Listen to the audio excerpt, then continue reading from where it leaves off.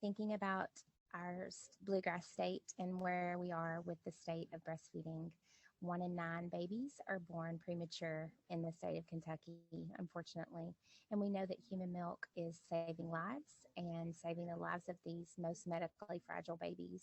We're all here because we know that breast milk is medicine for these babies. So, how can we provide this milk for them when they need it and when maybe their parents aren't able to? Um, yeah, I love this slide. We know that human milk is more than just nutrition, right? It's medicine, it's love, it's first aid, it's sleep, it's safety, it's comfort for these babies and these parents. So it's a really, really amazing, living, changing tissue in our, that comes out of our bodies. So we want to get as much of this in those preemie babies and every baby that we can to help them grow and thrive and survive, particularly for these medically fragile preemie babies. Next slide, Jenna. So this slide is just blows my mind every time I see it, right? What are the contents of human milk? It's ever changing, and we're always learning more about what's there. There's thousands of things in this tissue that changes each and every day, every time the baby goes to the breast, every time the baby gets the bottle of breast milk, they are getting so many things to help them grow and thrive, whether it's lots of different types of fats for their brain development, or hormones and for their growth, or antimicrobial, antibacterial properties, things that are helping fight off viruses for these babies that are the most fragile. So we know that there's lots of good stuff in there. So how can we provide that? And that's where the milk bank comes into play here. Next slide. So I just created this fun graphic the other day, but we know that every single drop counts. So when we're trying to help these parents, learn how to pump their own milk, whether they're in a NICU environment or at home, if they're trying to get this milk out, we know that we want to remind those parents that every single drop is counting for all of these reasons and more, because it's not just, like we said in the first slide, not just about the nutrition and the hydration, but all the other things too. So just some really incredible things are going on in every single drop that parent is working really hard to make, whether it's for their baby or for a donation for these babies that we're talking about today. When we look, and that just gives you a little bit about what I do. So I certainly do things in Louisville, but I also do telehealth all over the world. I was chatting with a mama in Spain last week on telehealth. So we know that you can do so much on telehealth even now, like we're doing today. You guys are joining us from all over the state of Kentucky, which is amazing. What's the next slide, Jenna? Yep, we can keep going. There I am. I think Lauren is going to get into this next slide and talk more about how we can find places for people to donate their milk and drop their milk and receive milk. Take it away, Lauren. Hi there, my name is Lauren Duncan. I am the clinical programming coordinator at the Milk Bank. I'm also a certified lactation specialist. I oversee our donor relations program, milk donor relations program, as well as our outpatient recipient program. So we are just so excited to be here today to really just educate healthcare providers in the state of Kentucky. There's a lot of really exciting things going on right now that we are just so excited to be a part of. So really to kind of, start from the top, the Milk Bank, we are a not-for-profit, community-based human milk bank. We safely collect, screen, and distribute pasteurized donor human milk, primarily to hospital NICUs throughout the state of Indiana, Kentucky, and then other states in the really eastern half of the country. But the majority of our milk donors come from Indiana and Kentucky, which is really amazing that we get our milk primarily just from 2 states. So really the process to get approved as a milk donor, it's pretty easy actually. I know that when you look at all the steps, when I talk through the steps and break it down, it may seem like a lot, but it's so easy. Donors can actually just get started by visiting our website at themilkbank.org. They fill out a quick pre-screen questionnaire. Then they chat with a donor coordinator just to kind of answer any questions, do an overview of the process, and then the donor fills out like an application. We get a couple sign-offs from her healthcare provider and baby's healthcare provider. We take care of it, so mom doesn't have to run around trying to collect those signatures. We then send the donor for a blood test. Again, we cover the cost of it. We test for a handful of infectious diseases, and we partner with labs throughout Indiana and Kentucky. So there's bound to be a lab close to mom so she can get that done quickly. The really exciting thing is once a mom is approved, we have Milk Depot drop-off sites located throughout the state. So we've recently partnered with the Kentucky Blood Centers. We have 4 brand new Milk Depots, 2 in the Louisville area, 2 in Lexington, and more to come. We have other drop-offs at other not-for-profits, at private practice, like private practice doula, private practice lactation. We have a retail location in Lexington. We have hospital locations. So really, wherever a mom is, we likely will have a depot close to her. If we don't, we are happy to send her the shipping materials. She can ship her milk right from her front doorstep, completely free of charge. We cover that. So it's very easy. And, we ask that moms donate 100 ounces by the time baby turns 2. It doesn't have to be all at once. It can be over the course of her time donating. And a good visual that we like to share is that 100 ounces equals approximately 5 milk storage bags filled. So really, it's not, over the course of 2 years, it's doable for many moms. All right, next slide. Okay, so again, we have approved over 600 donors just from the state of Kentucky since 2005, which is just amazing considering that we started from very humble beginnings. We were actually a hospital-based milk bank. So we primarily, our first donors were from the Indianapolis area. So over the years, over 600 donors approved, over 360,000 ounces of milk donated. And we have served up to 1 million feedings for these fragile NICU babies. So that is just really, really amazing.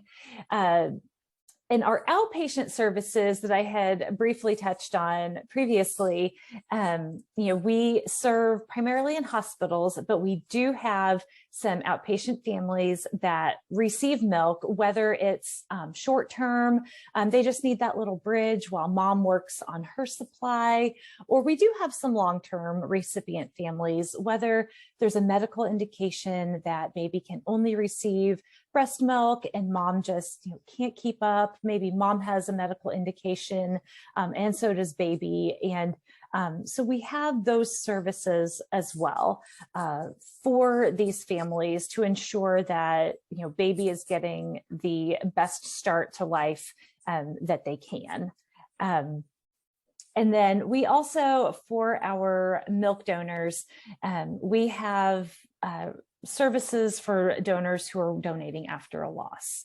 Our program's called Garrett's Gift, and it's just a sweet memorial for those families who are donating in memory of a sweet little one who's passed too soon. We have other education surrounding that as well for healthcare providers, just so we can ensure that these moms and families are taken care of. Sarah, would you like to say a few words about the safety of the milk and what it means for these fragile babies we serve? Absolutely. Thank you, Lauren, and thank you, Bonnie. So glad to be here today. My name is Sarah Long. I'm an IBCLC lactation consultant. I'm also the clinical director here at the Milk Bank. And it's my pleasure today to speak to our, trusted partners and folks in Kentucky. Very happy to be able to share, updates on what we do here. And as Bonnie and Lauren just mentioned, that we want to make sure that all babies have access to human milk. Obviously, human milk is literally perfect as is. So we're never here to just say, okay, this all from the milk bank. The safety part of what we do here is so important for our very fragile babies.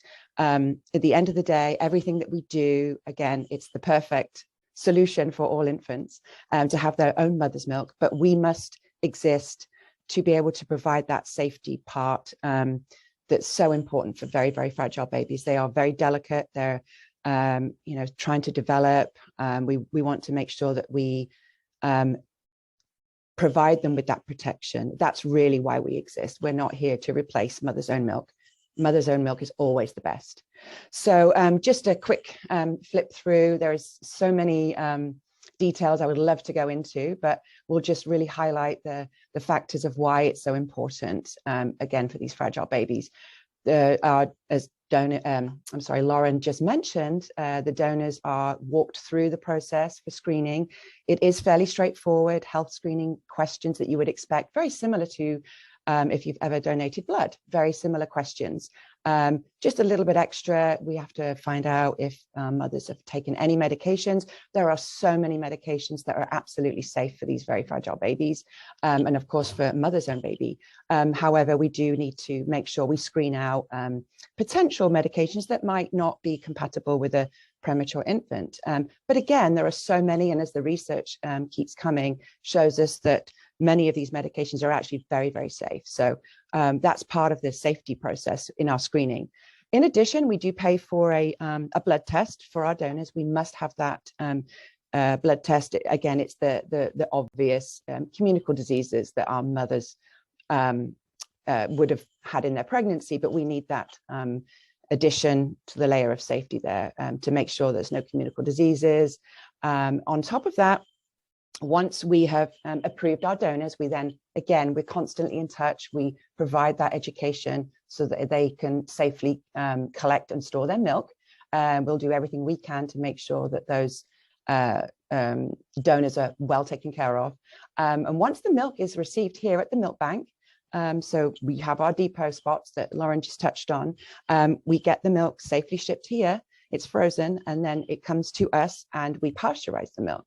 And again, that's just another layer of why we must do that to make sure we are protecting the most fragile of babies. So again, it's just all a process to make sure that those babies have the highest level of safety that we can provide them. And then once the milk is approved and it's tested for bacteria, just to double check that everything is good to go, the milk is then dispensed and primarily ends up in our NICUs. And again, that's why we must do these safety checks all along the way. But it sounds complicated, but it really is a straightforward process.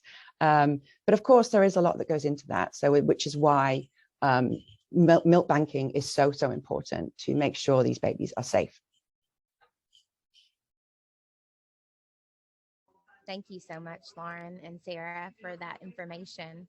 And then we had some people, when they registered, put in some questions when they on the registration. So we're going to go through those very quickly.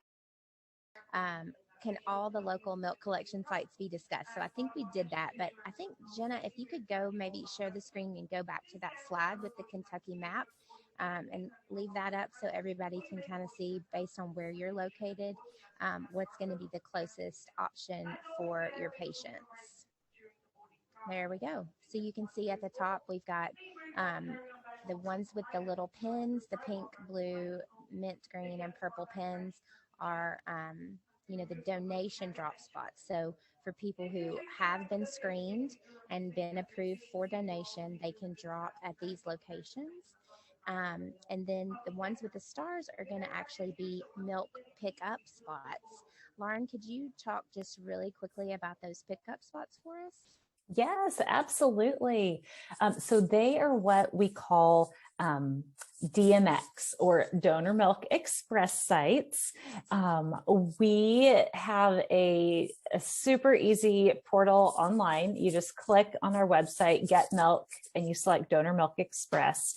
You fill out a quick, just kind of application. We're mostly asking for contact info, kind of what's going on with baby, mom, feeding habits, things like that. And families can actually purchase up to 40 ounces of pasteurized donor human milk directly from this website and pick it up at these locations. If family needs more milk or they're looking for a long-term solution, we do ask that they contact us, because we will need to obtain a script from baby's pediatrician, which we help with, and then we could possibly arrange shipping. But we are looking to, of course, add more of these pickup sites. They're such a valuable resource, especially for those families that just need that little bit to kind of bridge that gap. Awesome. That's great information for people. So for 40 ounces or less, they do not need a prescription, but anything above that, just to reach out. Yes. Great. And that answers the next question of what can a dyad, a parent baby dyad, do in case of an emergency situation? And these these DMX spots would be a great solution to those, and hopefully more will be coming. Our last question is about the cost of the parents who want to utilize donor milk. Could you speak to that? Yes, absolutely. There is a cost. It's a standard across the board for all of our milk. It's $4.50 per ounce. And I know that oftentimes, people hear that and they're like, oh, that's a lot of money, but we're only talking small amounts, really. And as I described earlier, in terms of the layers of safety, all that goes into that. As a nonprofit, there's a lot of variables, there's a lot of moving pieces. So we have to obviously charge this processing fee. And that's really what that is. It's not, we're not actually selling the milk, we're processing and educating. And all of that goes into basically the cost. So it's, and that's across the board, pretty standard with all of the nonprofit human milk banks. But again, we don't expect, it's the ideal that, folks aren't using very much. We want to make sure we're bridging that gap to their breastfeeding goals. We are not here to replace. We are just here in those situations, particularly outpatients, that it's very tiny amounts for these very small babies to reach their breastfeeding goals. And with the hospitals, of course, they do purchase the milk from us for their use, and all hospitals have access to utilizing a donor milk program from us. And we have wonderful supplies of donor milk. We're constantly educating and making sure that we're increasing our reach. Thank you, Sarah. Sure. One of the questions I think I'm curious about, and I'm sure other providers here are curious about, is, now that we have more information about this, what if we want to become a depot or a DMX? What are the criteria for that, and specs and things that would be needed to host a space? Well, absolutely. Yeah, we are always looking for new locations. Ideally, anywhere in the community is really our goal. We want to make this as easy as possible for our families out there. We want to be where they're at the end of the day. So that's why we look for locations. They can be hospitals, but that might not be convenient for families to access.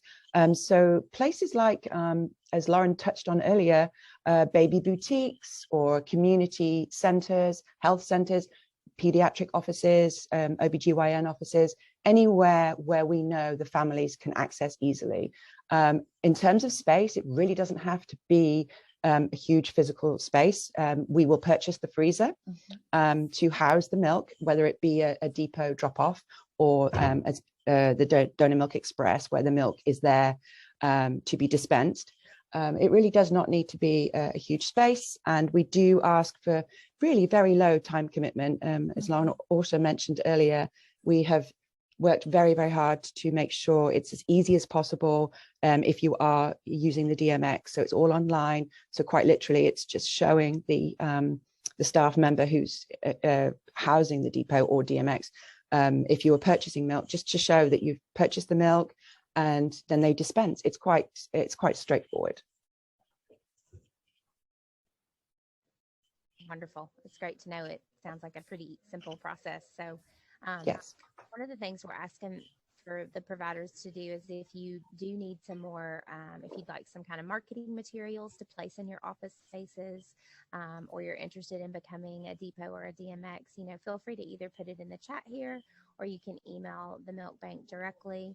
The other thing that Diane has put in the chats, if you can check over there, is they have something called a medical relief fund. So that's going to be a sliding scale program for parents who, might be needing that emergency milk and don't have the funds in that moment. And it says here that they've had a 250% increase in applications for that milk. Everybody knows how important it is, and the word is getting out there.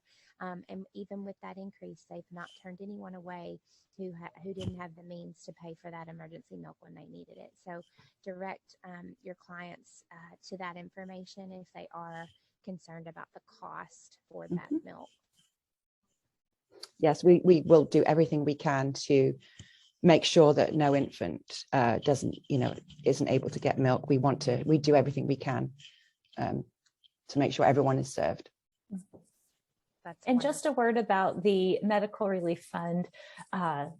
So we do ask that, it's families that baby has a true medical indication, and it does serve more of, like Sarah said, an emergency situation where there's a need, and where we can kind of fill that gap for a bit, but just due to supply and such, and being able to serve as many families as possible, it's typically not something that we can do for the long term, but for a short term while baby works through whatever health concerns. Yeah, and that's kind of another part of our program here, having the expertise in-house. We'll talk to our outpatients. We'll make sure that they get the support they need for breastfeeding. We want them to be, to meet their breastfeeding goals. So, concurrently alongside, we will absolutely help the mom either find resources locally or be able to provide her with lactation support as she moves through her journey. So again, it's a wraparound. The milk bank, we're not just about processing the milk and distributing milk. We are here to make sure that folks are educated and that we can support these moms to meet their goals. Wonderful. Thank you, Sarah. Thank you, Lauren. I wanted to acknowledge Pam's comment here, where she talks about in the chat that her granddaughter benefited from the milk bank when her granddaughter was in the NICU, and the parent was establishing her supply, and how important that was, for her family. So that's wonderful, Pam. Thank you for sharing that with us. And to your point, Sarah, with the support for these parents, I think it's so important to reiterate the team approach for providers to bring in that lactation specialist, bring in that person and put them on the team. If the parent is saying they're struggling with milk supply, if the parent has a premature baby, if the parent has a medical condition or history, if the baby has something going on, let's get that lactation consultant on the team to help that parent meet their lactation goals and their breastfeeding goals. It's so important. So just want to say that again. That's the job, and that's where I live. So I want to be sure that we just are always finding the support for parents as much as we can. So yeah, absolutely. Echoing this is a perfect illustration of how we are part of that team. We see ourselves as working alongside you, supporting your work and vice versa. So it's a wonderful collaboration. So if there's no other questions today, I just want to say how grateful we are that you spent your time with us today. And we hope we answered all your questions about how and when to connect the families that you serve as providers to the milk bank. And, please request those brochures and resources if there's something that we didn't cover today, and let us know. And then check your inbox for, the recording. Feel free to send that out to any of your colleagues or friends that you might think would benefit from this information, or any of the links that we shared today. So again, thank you so much for your time today. We're so happy you were here with us, and appreciate you watching, and appreciate the work that you're doing in your community to support these tiny babies and these lactating parents to help meet their goals. Have a great day.